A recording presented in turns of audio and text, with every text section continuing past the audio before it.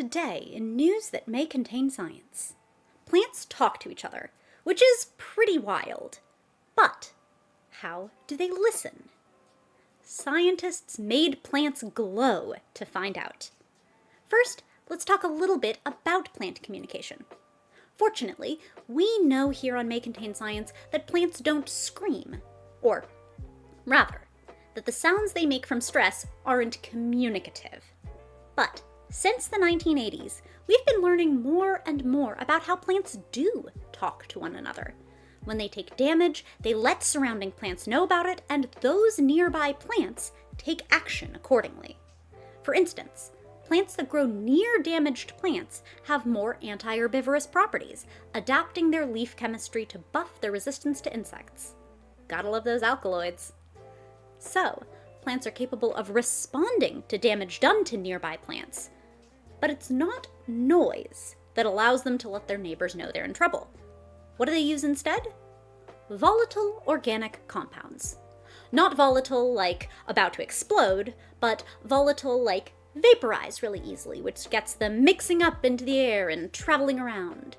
Volatile organic compounds are responsible for a lot of scents, which makes sense, because they're chemicals that travel easily in the air from your Chanel No. 5 to my nostrils, or at least to someone's nostrils.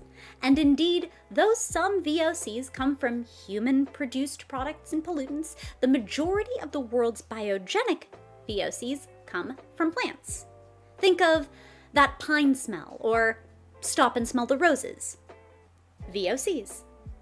Those rose plants' VOCs attract pollinators, the chemical counterpart to their pollinator-attracting colors. And other plants, like the tobacco plant, use VOCs to ward off predators.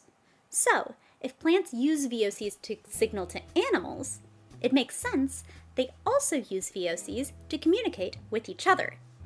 In this case, we're not interested in all volatile organic compounds that the plant produces. Like, if you're in danger, your neighbor plants don't need to know about the VOCs you make to attract pollinators. We need to know about the VOCs in response to damage. And it turns out there is a particular family of volatile organic compounds plants start making and letting off as soon as they're mechanically damaged. So-called green leaf volatiles, which is a sensible enough name because they're letting these off when an herbivore munches on their leaves or some such. But here's the thing, and it's gonna sound kind of silly. Plants don't have noses.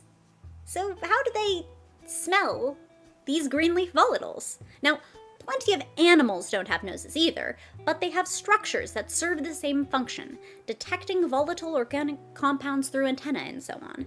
So, in this paper in Nature Communications, when scientists basically ask, how do plants smell danger? We've got to start with how they interact with volatile organic compounds in the first place. What is the plant's nose? Well, we humans smell things through the same nose holes we breathe through, and it turns out plants do the same. This is an uncomfortably zoomed in image of a plant leaf.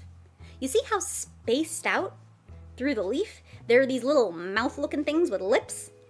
These are pores called stomata, and the lips are called guard cells. The lips open and close over the pore in the leaf, and this controls the plant's gas exchange.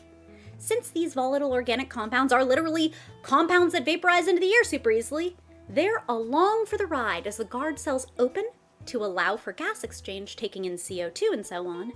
And indeed, we see more response to neighbor plants during daytime when stomata are open and gas exchange is enhanced. So, plant next door gets injured, starts letting off green leaf volatiles. We take up the green leaf volatiles through our plant nose, our stomata. Okay, what now? Well, some cells in our plants have to notice, oh hey, there are danger scents here, and then send signals throughout the plant to initiate a defensive response.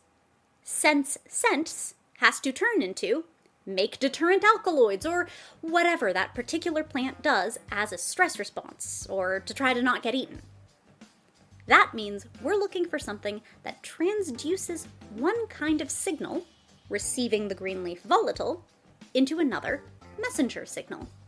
We've talked about biological signal transduction before, like when we talked about the pancreas cells that were engineered to make insulin in response to vibrations from music. That's mechanotransduction, and as we discussed then, those cells turned mechanical inputs, vibration, into, oh hey, I should make some insulin responses by way of calcium ion messaging as a middleman. And that's a pretty standard playbook for eukaryotic cells.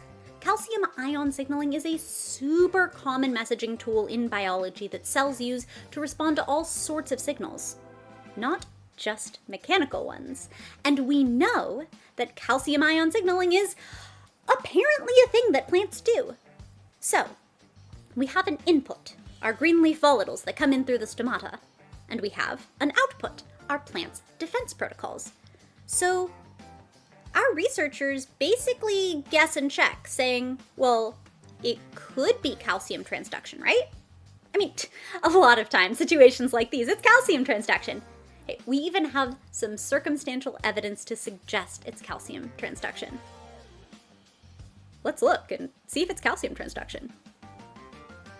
And guess what? It was calcium transduction. The end.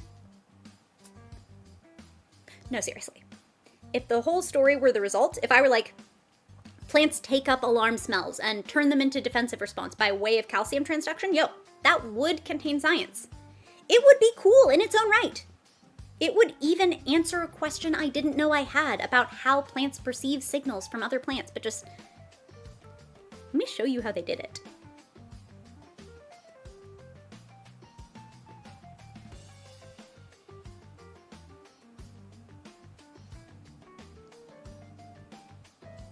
What did I just watch? It's the alarm response. These scientists proved it was calcium ion signaling by making the plant glow.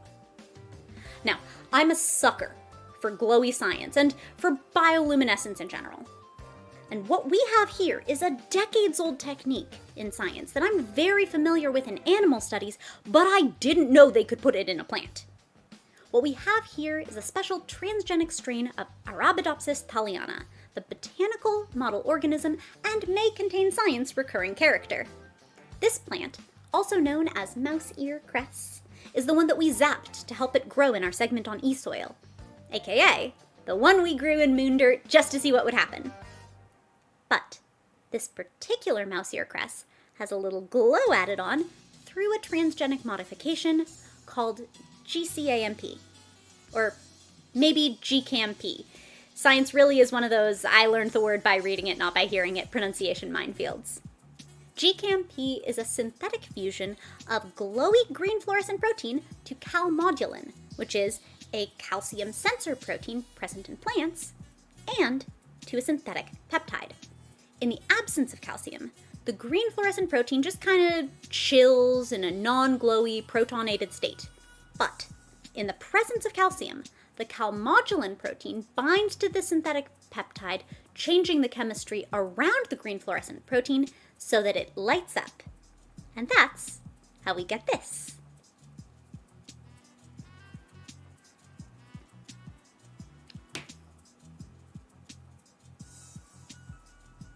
We use GCAMP all the time in animals. For instance, as a proxy for neuronal activity, as those neurons message through calcium. But you live and you learn, and today I've learned that plants also have some flavor of calmodulin genes, so after all, why not? Why shouldn't I look at calcium activity in plants? And it's the perfect tool for this particular job, because you can see exactly what's happening while the plant stays alive and intact. You know, you kind of want to be alive if you're reacting to some other plant's alarm chemistry. I've been showing you context-free videos from the study because they're cool and they glow.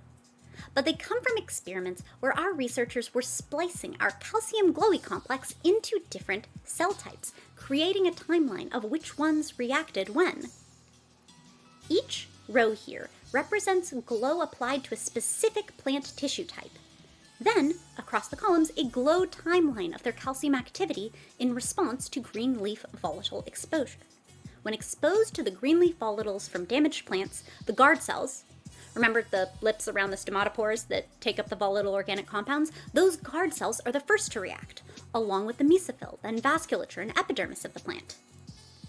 And the point isn't that calcium is somehow cool or special here, though, yes, to the botanist it certainly is, and the rapid response of the glowy plants to the green leaf volatiles makes a slam dunk case that the plants definitely respond to alarm compounds through calcium transduction.